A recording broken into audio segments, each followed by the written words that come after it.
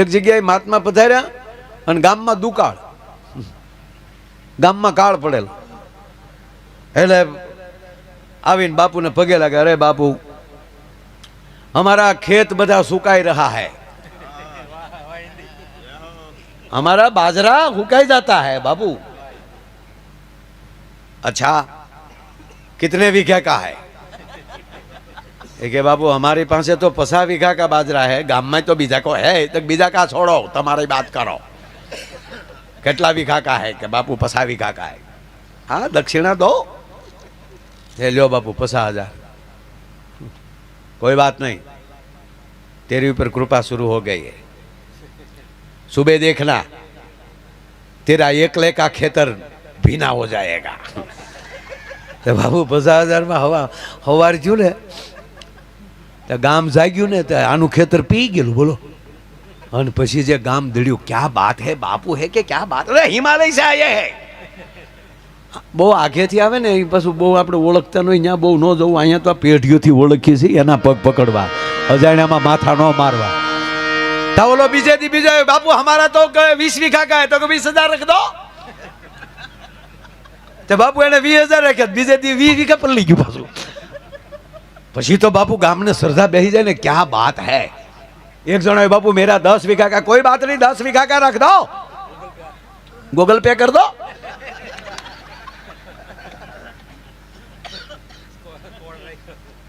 બાબુ એનું 10 વીઘાનું બીજેથી પલ્લી આમ રેડી. પછી તો ગામ ઉમટ્યો, કોક 50,000 ને કોક લાખ ને. બાપુ મેરા 50 વીઘા, બીજો કે બાપુ મેરા 100 વીઘા. 15 શેલા બેઠા હતા, એ 15 શેલા ઊભા થઈ ગયા.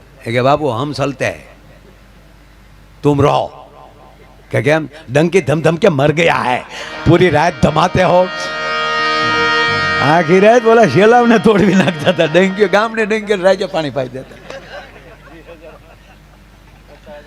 माथું કૂટે માનવી માંડ વીઘો પવાય, પણ રઘુવીર રીજરે રાજડા તો નવખંડ લીલો થાય. જ્યારે સદગુરુની કૃપા થઈ જાય ને સાહેબ, પછી તમારો નવખંડ લીલો થાય.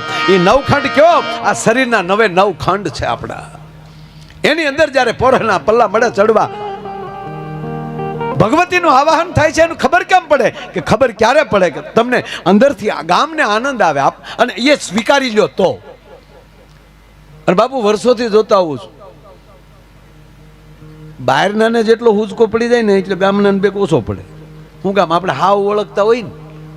અરે કાંઈ નહીં, તમે રામાપીરનું આખ્યાન તમારા ગામમાં રમાતું હોય અને કોઈ રામાપીર, આપણા જ ગામનો દીકરો કોઈ રામાપીર બને, તો અમે બહાર ગામના આવ્યા હોય ને, અમને સીધા રામાપીર દેખાય, તમને નાથાભાઈ છોકરો દેખાય.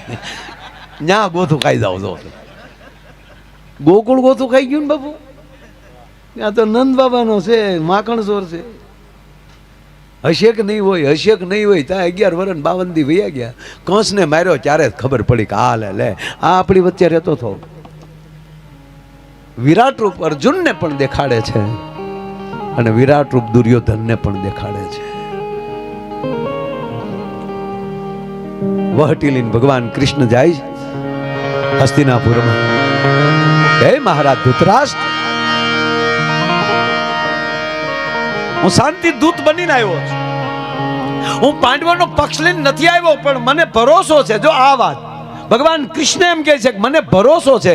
આપણા સદગુરુને આપણી ઉપર ભરોસો હોવો જોઈએ કે મારા શિષ્ય ઉપર મને ભરોસો છે, હું જેમ કે એમ કરશે.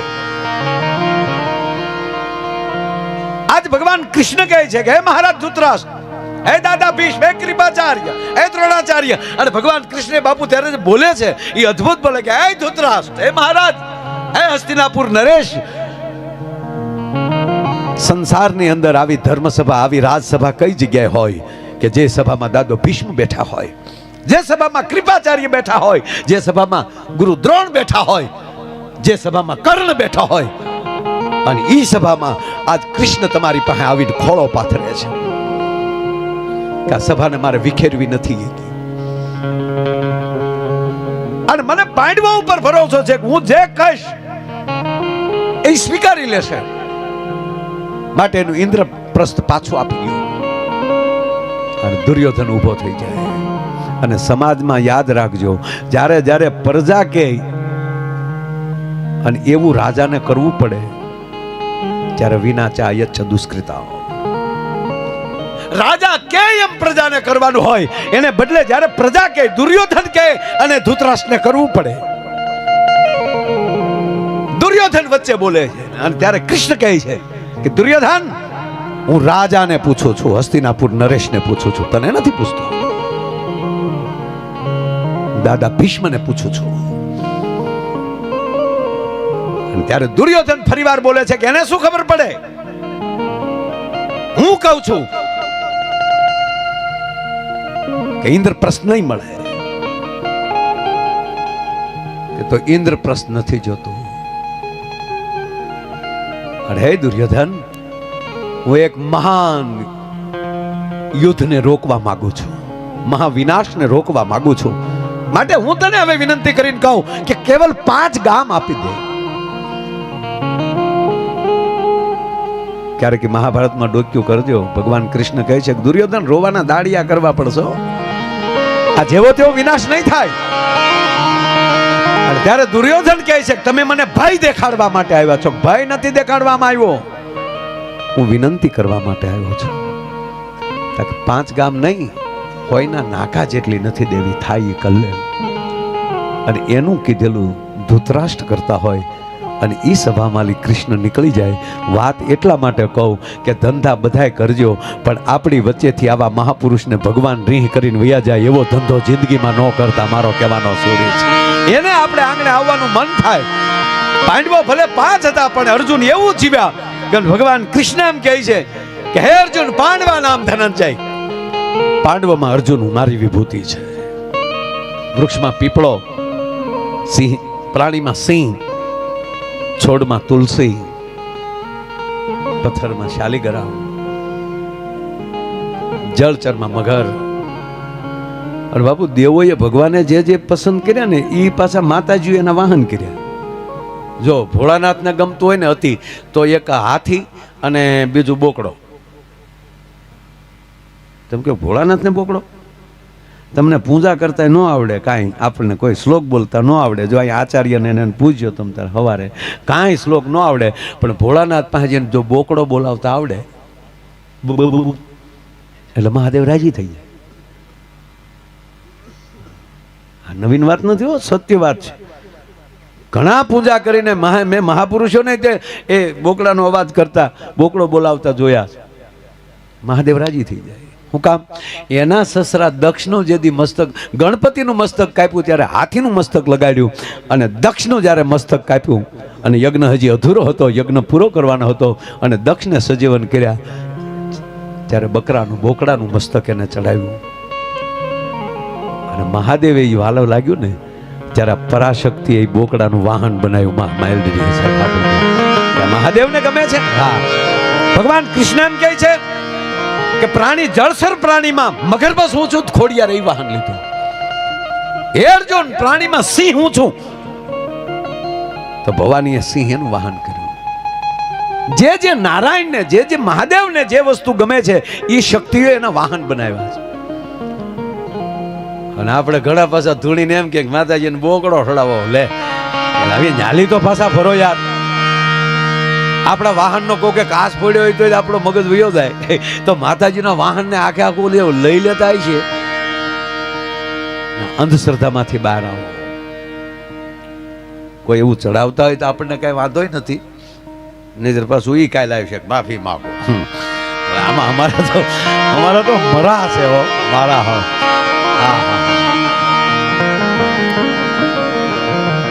અમારે હકાવા ગઢવી કે મેં તો કે દરેકના 20-25 વિડીયા તૈયાર જ રાખ્યા. કોક કે માફી માંગો દીકરા, 80 નંબરનો વિડીયો આવવા દે. સમય આ છે નકારાત્મકતાનો. એટલે હું પ્રોગ્રામ બાપુ ચાલુ કરું ને ત્યારે હંમેશા આથી ચાલુ કરું.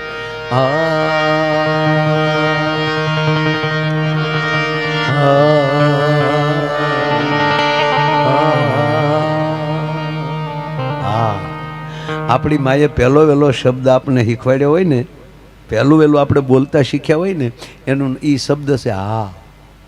ઘોડી એમ નાખી દે, 6 મહિનાના હોય, કાંઈ ખબર ન હોય આપણે કોણ છીએ. માં એમ કહેતે હા બોલું હા. માં પહેલી એમ કહે છે કે દીકરા જગતમાં મોટો થા ત્યારે હકારાત્મક રહેજે. હા હા હા, આવું થોડું હોય મર્યો, હકારાત્મક. હા બાપા હા હા. અને એને પાછા માનો ખોળો વયો જાય એટલે બાપુ સદગુરુનો ખોળો મળે. અને સદગુરુ પાછો જીરે વાલા તાકા ભજનમાં હા હા હા. આ ઠેઠ સુધી જે હા હા કરતો વયો જાય ને એ આમ જવો ખોયાથી લઈને ખાપણ સુધી જવાનું છે. ઘોડિયાના ખોયાથી લઈ અને ખાપણ સુધી જવાનું છે. આ બધાયમાં જે હકારાત્મકતા જીવી ગયો હશે એને જ આ સદગુરુ સ્વીકારશે. અને ગુરુ બે જ છે. પ્રથમ ગુરુ છે એ માં છે. એ ભલે ભાઈ કમલેશ તો ક્યાંય ખાલી ખાલી, પણ પાયામાં માં છે. પ્રથમ કોઈ ગુરુ હોય તો માં, અને પછી ઈ માની કૃપાથી સદગુરુનો ખોળો. અને માં અને ગુરુમાં ફરક એટલો કે માં છે એ કુખથી જ્ઞાન આપે છે અને આ સદગુરુ પછી મુખથી જ્ઞાન આપે છે. અને જે માવું એ કુખથી જ્ઞાન આપે ને માડી એના જ સંતાનો આવા મહાપુરુષોની મુખની વાણી સાંભળે છે. એ વાત 100%ની. બાકી હમણાં એક બાળકનો જન્મ થયો ને હોસ્પિટલમાં, બાપુ તે સીધો પુષ્પન ડાયલોગ બોલ્યો. બોલો, જન્મતા આવે તો મારા હમ નગર જે વસ્તુ જ્યારે સારી લાગતી ત્યારે લાગે. જન્મતા વેદ બાળક રડે તો જ સારું લાગે. જન્મતા વેદ રડે ને તો જ સારું લાગે. નગર હાસ્ય સારું જ છે. જન્મતા વેદ બાળકે ચાહે દાંત કાઢે મને દાખલો આપો, હું એનું ગામ મૂકીને વયું જાય, કોણ આવ્યો ભૂતના પેટનો, એમને ના રડે તો જ સારું લાગે. અને આ છોકરો તો રડ્યોય નહીં ને હસ્યોય નહીં, સીધો બોલ્યો. ડોક્ટર જે આમ સાફ કરતા હતા ને ત્યાં બોલ્યો. આમ આમ આટી મારીને હાથ ઉપર બેસી ગયો છોકરો, એટલું ટાબરી ફટ દે. ડોક્ટર સામું જઈને કે ઝુકેગા નહીં ચાલા. તા તો ડોક્ટરના હાથમાં મૂકાઈ ગયો, તારી ભલી થાય. પણ મારો પીડ્યો પણ ગાડલામાં, પણ બિલાડી ઘોડે સીધો જ પીડ્યો. નર્સ બેન તેડવા ગઈ ત્યાં નર્સ સામું કે બ્રાન્ડ હે બ્રાન્ડ. આખી હોસ્પિટલ ગોથું ખાઈ ગઈ. પછી સંશોધન કર્યું કે જન્મતા વેદ બોલે નહીં, બોલ્યો તા ભલે બોલ્યો પણ સીધો પુષ્પાનો ડાયલોગ કેમ બોલ્યો. એ સંશોધન કર્યું ત્યારે જાણવા મળ્યું કે આ પેટમાં હતો તે દી એની માએ 45 વાર પુષ્પા જોયું. એના સંતાનો કોઈ દી આવા પ્રોગ્રામમાં ન આવે બાપ. માટે પેટમાં પોઢી એ જ સાંભળેલી જેણે રામ લક્ષ્મણની વાત, પણ પેટમાં પોઢી સાંભળેલી શિવે રામ લક્ષ્મણની વાત રે બાપ, રામ લક્ષ્મણની વાત. બાલુડાના મુખ સે દીધે ઓઢી એની ઊંઘ તે દીધી. શાબાશ.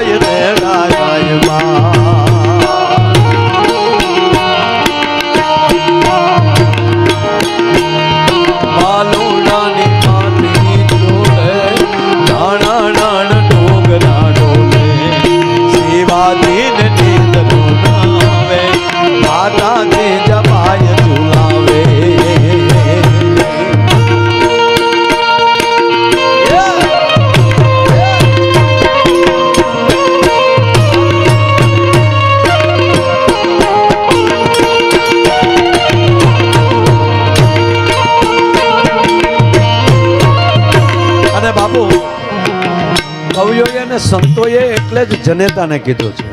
બાપુજીને બહુ ઓછું કીધું છે, પપ્પાને બહુ નથી કીધું. કાંઈ મેં પહેલા કીધું ને કે પુરુષ છે મેહુલો છે, એ તો અમી ચાટણા કરીને નીકળી જતો હોય, વરહીને નીકળી જતો હોય છે. બાપ માફ કરજો, પણ કેવો છોડ ઉત્પન્ન કરવો એ તો ધરતી નક્કી કરતી હોય છે બાપ. અને એટલે જ માને ઠપકો આપ્યો છે, માને કીધું છે, કેવી ભલામણ કરી?